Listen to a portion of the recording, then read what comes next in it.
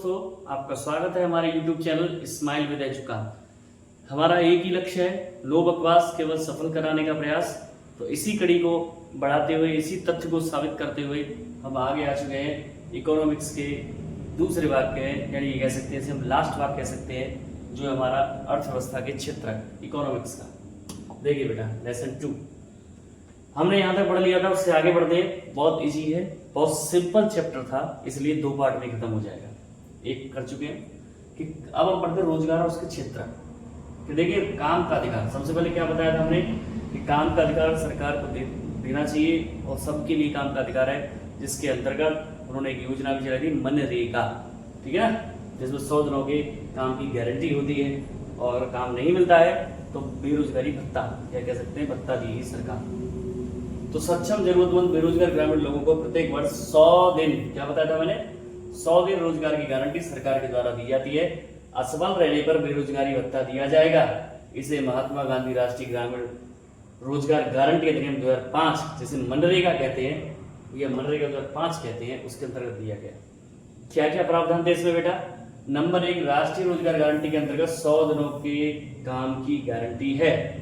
दूसरा, रोजगार न मिलने पर या कम काम मिलने पर रोजगार भत्ता दिया जाएगा, और जो काम दिया जाएगा वो आसपास के क्षेत्र में, गांव में ही दिया जाएगा, बाहर नहीं जाना है।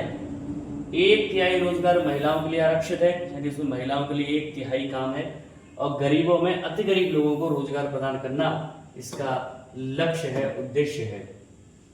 अब पढ़ते बेटा संगठित क्षेत्र।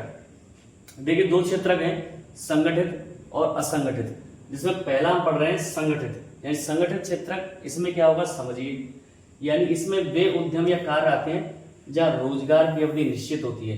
अवधि का मतलब टाइम, रोजगार मिलेगा ही मिलेगा। ये सरकार द्वारा पंजीकृत होते हैं तथा निर्धारित नियमों व विनियमों का पालन करते हैं।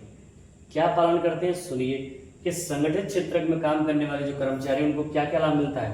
नंबर 1 डाल देते हैं कि काम के निश्चित घंटे होंगे। ये नहीं कि 8 घंटे का काम है, 10 घंटे काम करवा रहे हैं, ऐसा नहीं होगा। दूसरा, निश्चित समय से अधिक काम करने पर अतिरिक्त आय प्राप्ति होगी। नंबर 2, यानी अगर वो 8 घंटे से अधिक काम करता है तो उसे ओवर टाइम जिसे कहते हैं, उसका पैसा मिलेगा। प्राइवेट लिमिटेड कंपनियों में होता है। चिकित्सा सुविधाएं और पेंशन सुविधा मिलेगी। तीसरा, सवेतन अवकाश, यानी जो सरकारी छुट्टियां होंगी या कंपनी को छुट्टी कर दी है तो उस अवकाश का पैसा मिलेगा। भविष्य निधि का सेवा अनुदान मिलेगा। चौथा पॉइंट में शामिल कर सकते हैं, जिसे हम पीएफ बोलते हैं। कार्यस्थल पर उचित वातावरण व न्यूनतम सुविधाएं प्राप्त होंगी। अनुचित शोषण नहीं होगा, यानी शोषण नहीं होगा, कहने का मतलब ये है। अब असंगठित क्षेत्र, ये इसका उल्टा हो जाएगा बिल्कुल, यानी छोटी छोटी बिक्री हुई इकाइयां जो अधिकांशतः नियंत्रण से बाहर रहती हैं, निर्मित होता है। यहाँ प्राय सरकारी नियमों का पालन नहीं किया जाता। अब इसकी वजह से आने वाली जो कठिनाइयां हैं, असंगठित क्षेत्र में जो मजदूरों को कठिनाइयां मिलती हैं, वो क्या है कि यह क्षेत्र सरकारी नियमों व विनियमों को नहीं मानता है, क्योंकि उनका खुद का है भाई। दूसरा, न्यूनतम वेतन मिलता है।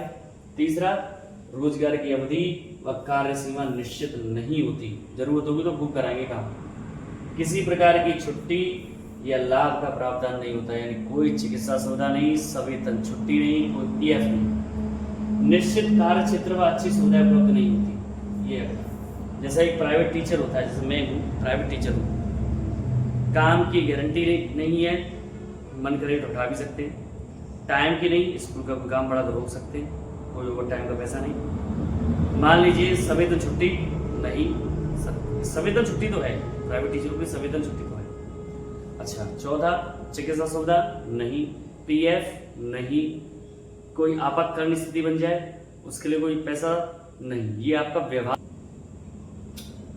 अब देखिए, संगठित व असंगठित क्षेत्रों में रोजगार की परिस्थितियों में अंतर क्या है। पहला, कि संगठित क्षेत्र में अधिक वेतन मिलेगा, जबकि वहां पर असंगठित में कम। नौकरी सुरक्षित है या नौकरी सुरक्षित नहीं है, कोई सुरक्षित नहीं है। कार्य की स्थितियां कैसी अच्छी है, और यहाँ कार्य की परिस्थितियां कैसी बेटा, बिल्कुल निम्न स्तरीय। कर्मचारी योजनाओं का लाभ या कर्मचारी योजनाओं का कोई लाभ नहीं है, कोई पीएफ, चिकित्सा जो बता रहा था। यानी कार्य अवधि, यानी काम के घंटे कैसे हैं यहाँ पर बेटा, निश्चित लिख देता हूँ यहाँ पर काम के घंटे कैसे बेटा, यहाँ पर निश्चित, लेकिन यहाँ काम के घंटे की कोई अवधि नहीं है, यानी अनिश्चित। भारत में कृषि के असंगठित क्षेत्र में होने के कारण, कृषि एक असंगठित क्षेत्र है। क्योंकि कृषि असंगठित क्षेत्र क्यों है? सोचिए आप उन चीजों को। काम के घंटे निश्चित नहीं, कोई चिकित्सा सुविधा नहीं, कोई पीएफ नहीं, कुछ भी हो सकता है। यानी काम के घंटे एक तो निश्चित नहीं है, बिना अतिरिक्त वेतन के काम करना पड़ता है। कृषि मजदूरों को दैनिक मजदूरी के अलावा कोई और सुविधा नहीं देती। रोजगार भी सुरक्षित नहीं है, अकाल पड़ जाए, बारिश पड़ जाए, नष्ट हो जाए।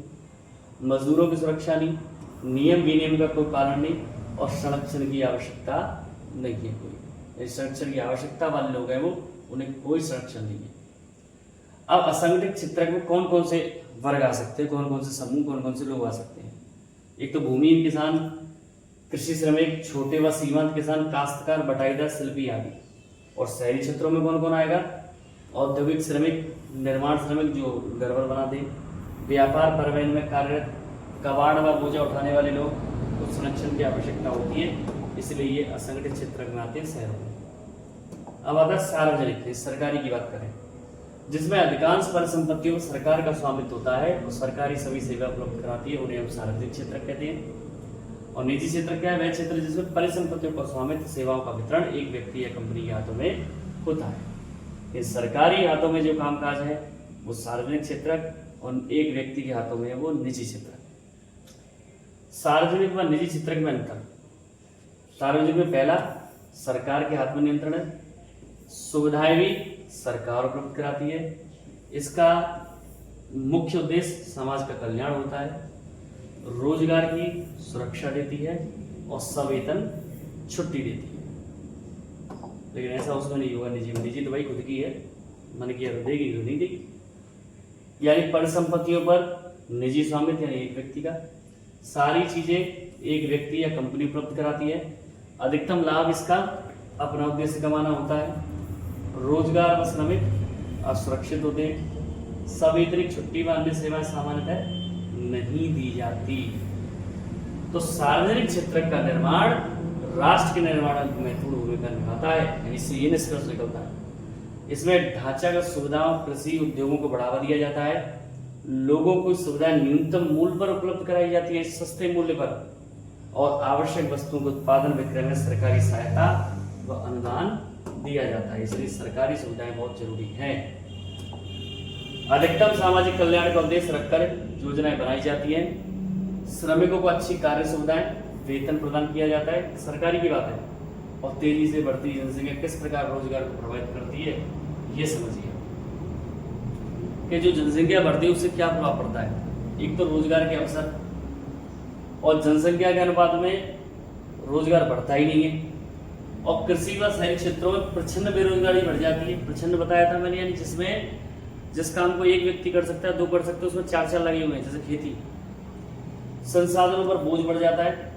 अधिक व्यक्ति उपलब्ध होने से रोजगार प्राप्त आय निम्न स्तर आ जाता है। जिस काम के लिए एक व्यक्ति चाहिए, अगर जनसंख्या ज्यादा है तो उस काम पर एक की जगह 100 लोग पहुंच जाते हैं, तो उससे भी दिक्कत आती है। वस्तुओं व सेवाओं की कीमत बढ़ जाती है और उपलब्धता कम हो जाती है। तो आशा करता हूँ आपको यहाँ तक समझ में आया होगा अच्छे से, है ना।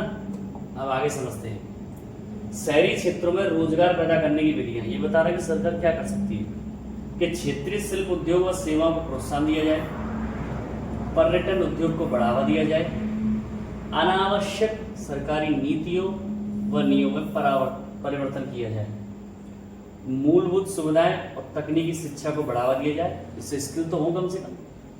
ये चल रहा है ना पीएमपीवाई वगैरह, ये इसका उद्देश्य यही है। आसान शर्तों पर ऋण या आर्थिक सहायता प्रदान की जाए।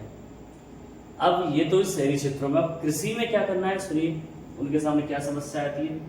पहली समस्या है असिंचित भूमि, यानी पानी की सुविधा न होना। दूसरा, उनकी आय में उतार चढ़ाव आता रहता है। तीसरा, खेती शुरू करने के लिए उन्हें कर्ज लेना पड़ता है, जिससे बोझ बढ़ जाता है। मौसम के बाद या पहले कोई नौकरी नहीं है। कृषि कटाई के तुरंत बाद स्थानीय व्यापारियों को अपना अनाज बेचने के लिए मजबूर हो जाते हैं, पैसा है नहीं, कर्ज चुकाना है। कृषि में अधिक रोजगार पैदा करने के उपाय क्या क्या है कि देखो, किसानों को कृषि उपकरण खरीदने के लिए ऋण उपलब्ध कराया जाए, ट्रैक्टर है, मशीन है। सूखे क्षेत्रों की सिंचाई के लिए बांध बनाए जा सकते हैं। बीज व उर्वरकों पर सब्सिडी दी जा सकती है। भंडारण की सुविधा यानी स्टोरेज की सुविधा दी जा सकती है और परिवहन सुविधाओं को बढ़ाया जा सकता है यानी किसान का माल खेत से ही अपने आप सरकार ले।